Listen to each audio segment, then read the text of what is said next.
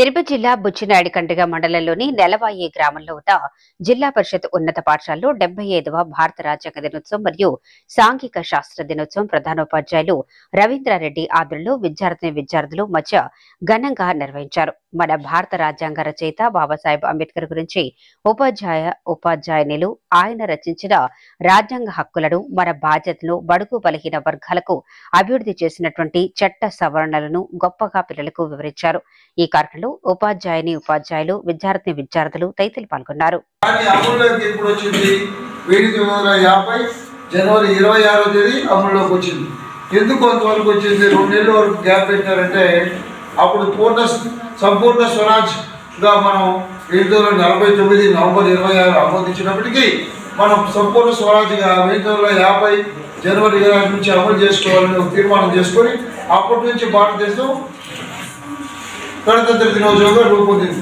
అప్పటి నుంచి అంటే సంపూర్ణ స్వరాజ్యం 1947 ఆగస్టు 15 మనకు స్వాతంత్రం వచ్చినప్పటికీ సంపూర్ణ స్వాతంత్రం వచ్చిందంటే అంటే మన చట్టాలతో మనం పరిపాలించుకునే రోజు, మన చట్టాలతో మనమే పరిపాలించుకునే రోజు 1950 జనవరి 26వ తేదీ నుంచి అమల్లోకి వచ్చింది. దీని ప్రకారంగా మనం ప్రభుత్వ పాలన, ప్రజల హక్కులు, బాధ్యతలు అన్ని నిర్వహించుకుంటున్నాం. ఈ విధంగా రాజ్యాంగంని తయారు చేసినారు. దాంట్లో మనం ఎలా నడుచుకోవాలి, నియమాలు నిబంధనలు అన్నీ ఉంటాయి. దాన్ని అనుసరించుకొని సక్రమంగా నడుచుకుంటే మనం శోభాభిమానంగా ఉంటాం. లేదా అవి తప్పినామంటే మనం చాలా నష్టాలకి గురవుతూ ఉంటాం. దానికి మన మేధావులు చాలామంది 297 మంది సభ్యులు అప్పుడు దాంట్లో ముఖ్యంగా ముసాదా కమిటీని ఏర్పాటు చేసుకుని దానికి డాక్టర్ అంబేద్కర్ని అధ్యక్షులుగా చేసి దీన్ని రచించడం జరిగింది. దీంట్లో మన యొక్క ఆర్థిక స్థితిగతులను బట్టి అనేక దేశాల నుంచి క్రోడీకరించి దీన్ని రాయడం జరిగింది. దీన్ని పెట్టుకొని పరిపాలనా వ్యవస్థ విభాగాన్ని అన్నీ కూడా తయారు చేయడం జరిగింది. దీన్ని మనం గౌరవిస్తున్న రోజులు మనకు బాగానే ఉంటుంది. తర్వాత ఈ యొక్క నియమాలను సవరించుకునే దానికి కూడా వెసులుబాటు కల్పించినారు. దాన్ని సవరణ చేస్తూ మన యొక్క పెద్దలు మనల్ని అనేక విధాలుగా ముందుకు పురోగమించేదానికి చేసుకుని పోతున్నారు. ఈ యొక్క అవకాశాన్ని ఇచ్చినందుకు అందరికీ ధన్యవాదాలు తెలుపుతూ విరమిస్తున్నాను.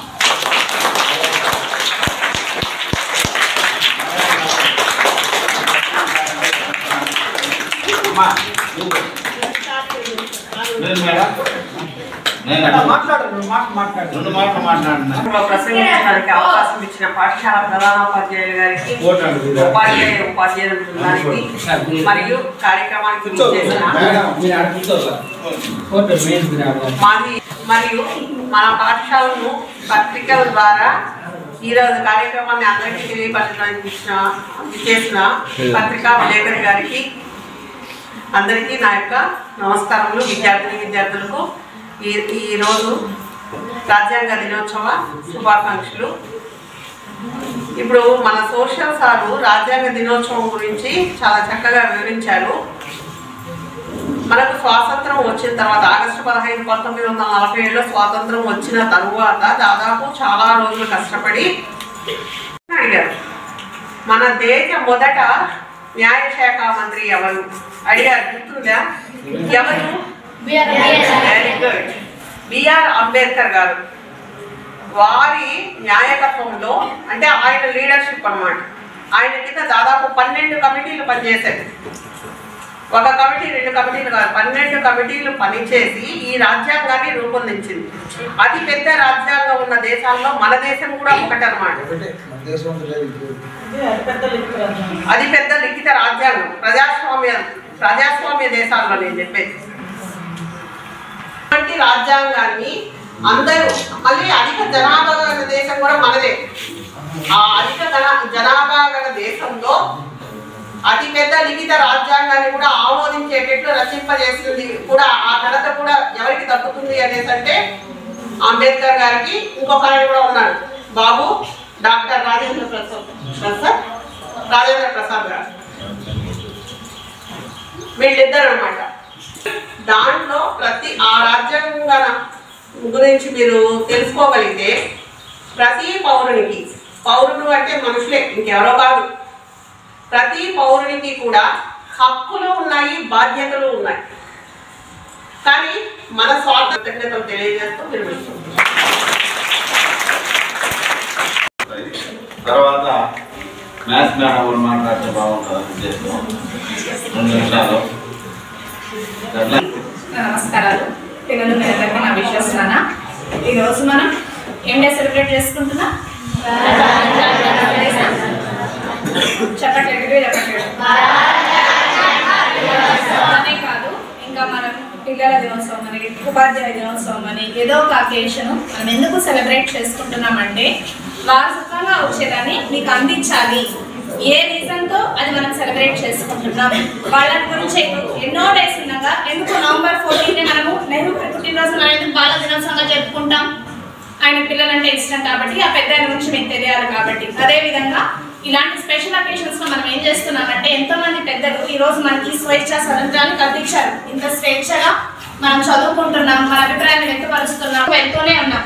మరి ఇలాంటి గొప్ప వరాలు మనకు అందించిన వాళ్ళని ఒక నిమిషం పాటు తలుచుకొని, వాళ్ళు మన దేశానికి చేసిన అమోఘమైన సేవ గురించి మనం తలుచుకొని, మనం వాళ్ళని ఇన్స్పిరేషన్ గా తీసుకొని మన విషయంగా మనం కూడా ఏం చేయాలి, మన వంతు బాధ్యత నిర్వహించి మన దేశంలో, మన దేశం ఈ రోజు ప్రకారం తీసుకుంటే యూత్ ఎక్కువగా ఉండే దేశం మనదేనా? అంటే ఏమవుతుంది, చైనాలో చాలా ఏజ్డ్ వాళ్ళు ఉండడం వల్ల ఏజ్డ్ వాళ్ళు ఏమైనా చేయగలుగుతారా? వాళ్ళ వల్ల దేశానికి కొంచెం ఇబ్బంది, ఏమైనా వాళ్ళ వల్ల మనకి గ్రోత్ లేదు అనమాట. కానీ ఎక్కువ యూత్ ఎప్పుడైతే ఉంటుందో అప్పుడే దేశంలో పెద్ద మార్పు తేవడానికి ఉంటుంది. ఆ రకంగా తీసుకుంటే మనం చాలా లక్కీ. రాబోయే 10 సంవత్సరాల్లో భారతదేశం అనేది ఎక్కువ మంది యువత ఉండే దేశంగా ఎదుగుతుంది. ఎక్కువ మంది యువత ఉన్నారంటే ఏంటి? ఎక్కువ మంది చేయడానికి, ఎక్కువ మంది డెవలప్ అవడానికి ఛాన్స్ ఉంది. సో ఈ రోజు మీరు మేడం చెప్పినట్టు నేటి బాలలే రేపటి పౌరులు. సో మీ అందరి చేతిలోనే మన భవిష్యత్తు ఉంది, మన దేశం ఫ్యూచర్ ఉంది. దానికోసం మీరేమి ఆర్మీలో జాయిన్ అయిపోయి బార్డర్లో నిలబడిపోయి యుద్ధాలు చేయాల్సిన అవసరం లేదు. చక్కగా మీ వంతు బాధ్యతగా రోజు స్కూల్కి వచ్చినప్పుడు చక్కగా చదువుకొని మంచి మార్కులతో మీరు ఎప్పుడైతే డెవలప్ అవుతారో ఆటోమేటిక్గా ఊరు, కంట్రీ అన్నీ కూడా డెవలప్ అవుతుంది. దేశాన్ని ముందుకు తీసుకెళ్తాం. మా చిన్నప్పటి నుంచి మేము వింటున్నది ఏంటంటే భారతదేశం అభివృద్ధి చెందుతున్న దేశము. ఒక 40 సంవత్సరాలుగా ఈ మాటే వింటూ ఉన్నాం, అభివృద్ధి చెందుతున్న దేశము అని. కనీసం మీ తరంలో అయినా అభివృద్ధి చెందిన దేశంగా మేము చూడాలని నేను కోరుకుంటున్నాం. Wish all the best.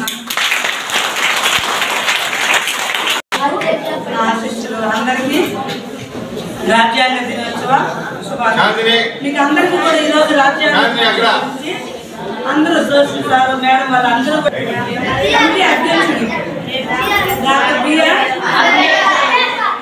ఈ కమిటీతో 7 మెంబర్స్ కలిపి కమిటీ ఏర్పాటు చేస్తున్నారు. వీళ్ళు అనేక దేశాలు వాళ్ళ యొక్క రాజ్యాంగాలన్నింటినీ కూడా పరిశీలించి ఒక్కొక్క దేశంలో ఉన్నటువంటి ఒక్కొక్క మంచి విషయాన్ని తీసుకొచ్చి మన రాజ్యాంగంలో పొందుపరిచారు. ఇవన్నింటినీ కూడా సేకరించడానికి వాళ్ళకు 2 సంవత్సరాల 11 నెలల 18 రోజులు పట్టిందన్నమాట.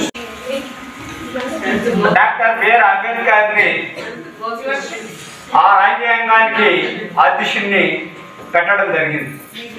ఆయన చిన్నతనంలోనే ఒక పట్టుదలగా, అంటే ఈ కులాలు మతాలు అనేక ఇబ్బందులు పడుతున్నటువంటి బ్రిటిష్ పరిపాలనలో ఈ మతవాదాలు ఉండకూడదు, అంత సమయంగా బతకాల, వాళ్ళ హక్కుల్ని వాళ్ళు సంపాదించిన దాన్ని వాళ్ళు అనుభవించాలనే దానితో ఆయన పట్టుదలతో కృషితో ఉన్నంత చదువులు చదివి లండన్లో లా చేసి ఆయన గొప్ప వ్యక్తి అయినాడు.